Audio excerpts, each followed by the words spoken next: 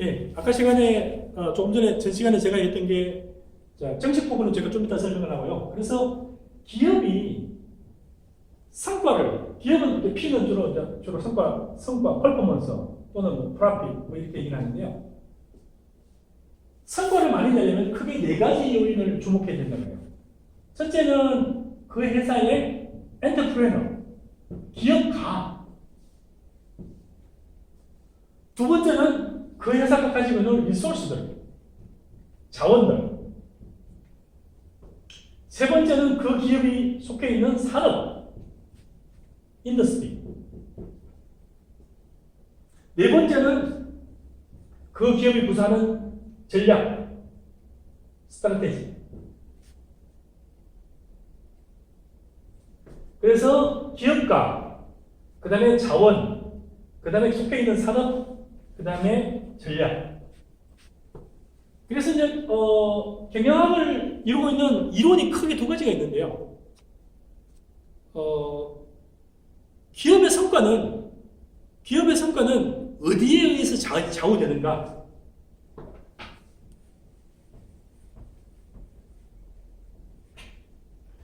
기업의 성과에 관련돼서 큰 학파들이 몇 가지가 있는데, 그래서 무엇을 봐야 되느냐?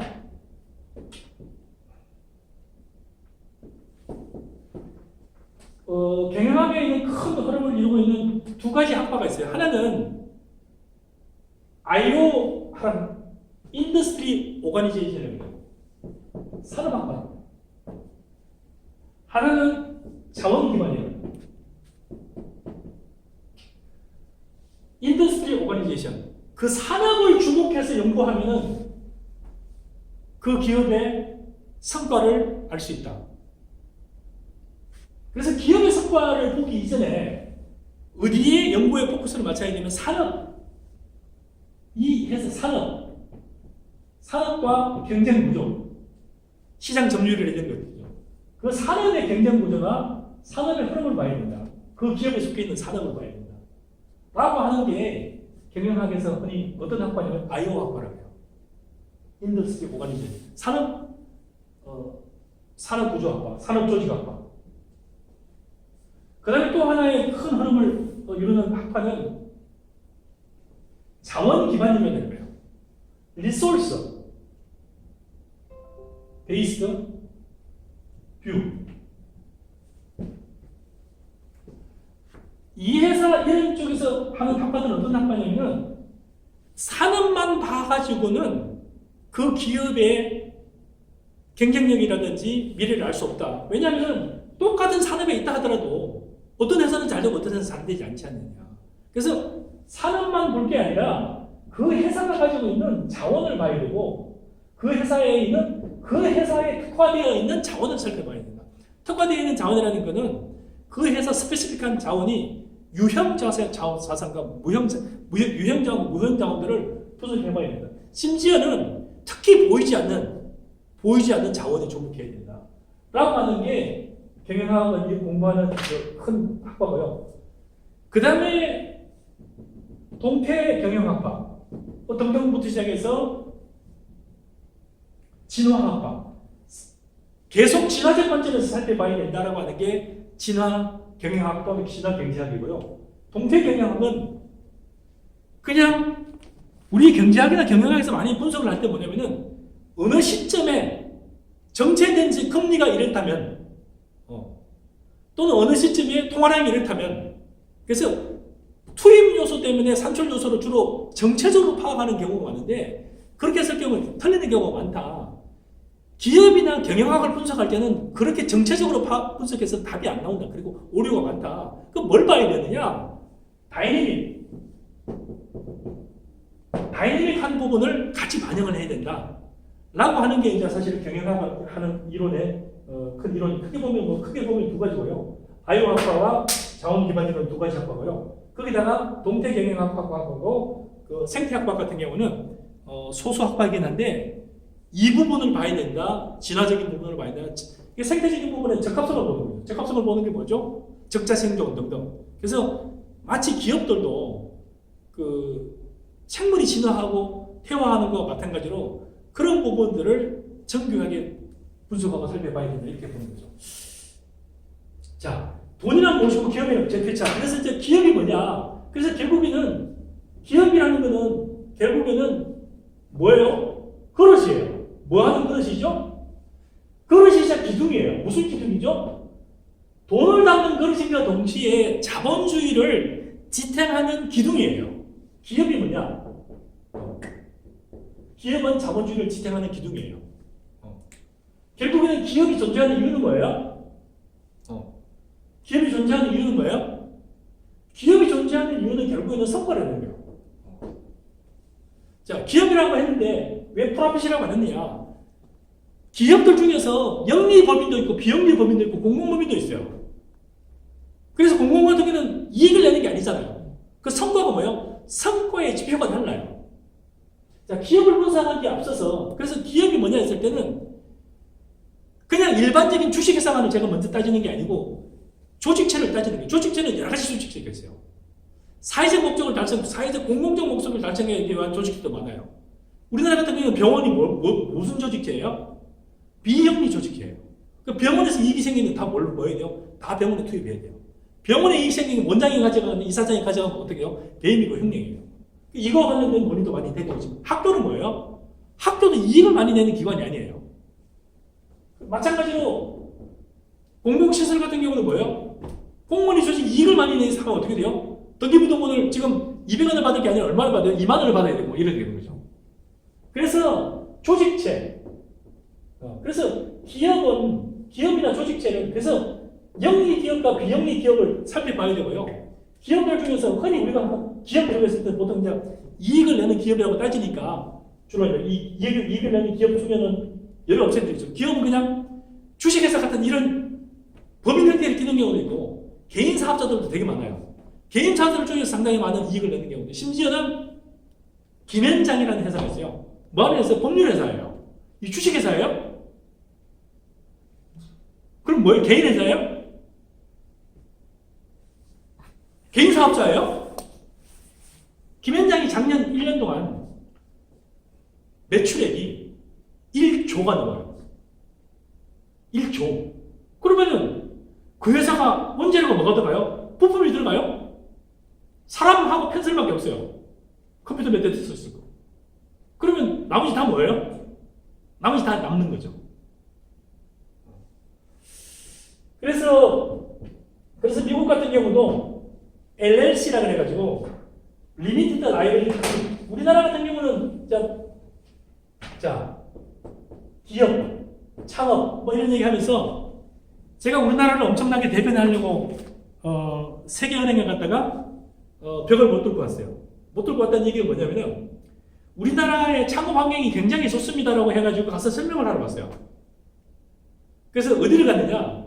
워싱턴 DC에 갔어요. 어디냐? 월드뱅크에 갔어요. 세계은행.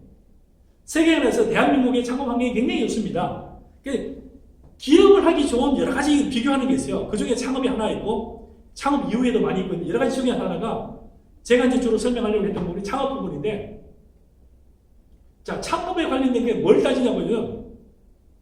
자, 제일 먼저 따지는 건 창업하는 얼마나 많은 시간이 걸리냐, 창업가들이 얼마나 많은 부담감을 가지느냐, 창업하는데 비용은 얼마나 드냐. 그러니까 타임, 마니, 에너지를 따지는 거예요. 자, 시간이 얼마나 들어가니? 한국에서 창업을 하는데, 자, 돈은 얼마나 들어가니? 부담이나 비용은 얼마나 들어가니? 했는데, 자, 시간은 우리나라가 예를 들어서 개인회사 만드는 데는 그냥 가서 어떻게 하면 돼요? 주민등록증 가지고 임대사업자 하나 가지고 가면은 바로 뭘 해줘요? 사업자 등록증을 내줘요. 여러분 사업자 등록증 안 내보셨죠? 세무서에 가서요, 여러분이 자가사업에 바로 그냥 주민등록 내고 등기부등본 제출하면 여러분 내 건물입니다. 1층에다 카페 하나 열 거예요. 하면 돼요. 그냥 경영 컨설팅 회사 만들 거예요. 바로 내줘요. 그럼 내 건물이 아닌데 그럼 임대차 계약 체결이라도 하고 그냥 가져가면 돼요. 자, 법인은요? 법인도 요즘에는 인터넷으로도 만들고 빠르게 만들 수도 있어요. 그리고 법무사한테만 두면 이틀이면 나와요. 그리고 금액은 어느 정도 나오고. 그래서 우리나라는 창업하기 굉장히 좋은 나라다 라고 가서 설명을 하러 갔는데, 어디서 걸리냐면요. 자, 어디서 걸렸을 것 같아요?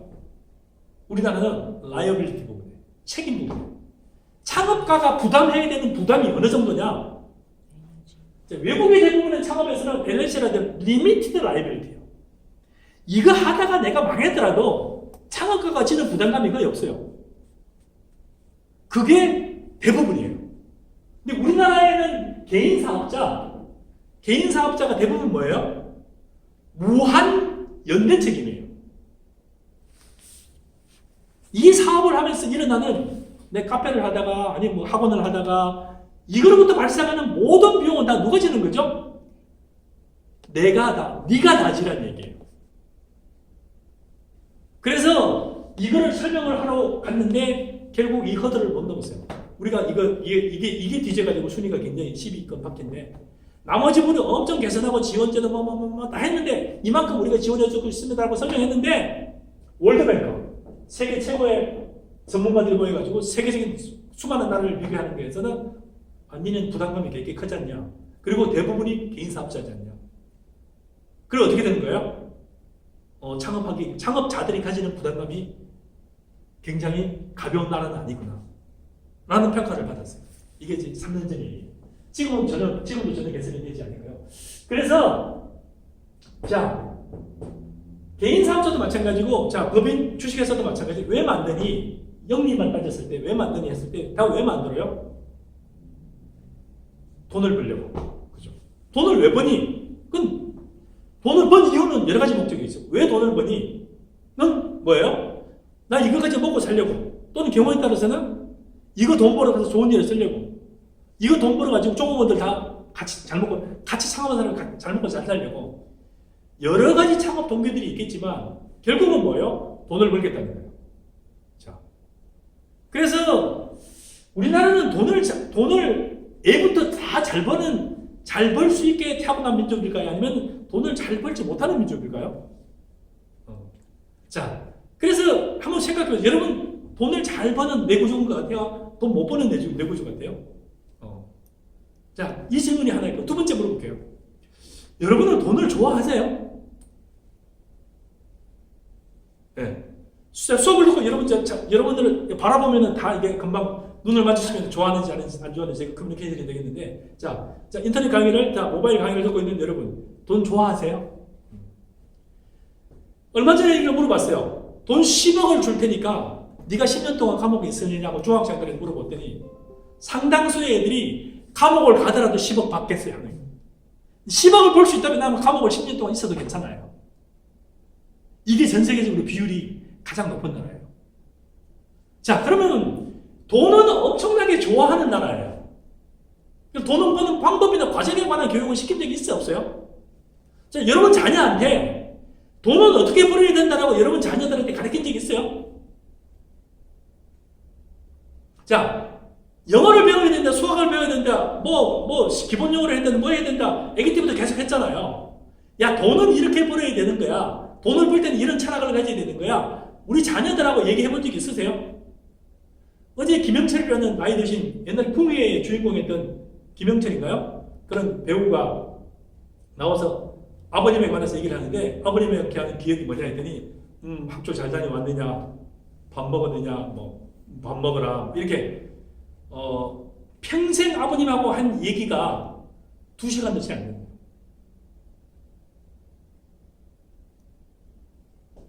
자, 그러면은 우리 자녀들은 무슨 생각을 하고 있고, 여러분 부인은 무슨 생각을 하고, 우리 남편은 무슨 생각을 하고, 여러분은 무슨 생각을 진짜 하고 있는지 솔직하게 해볼 시간이 거의 없죠.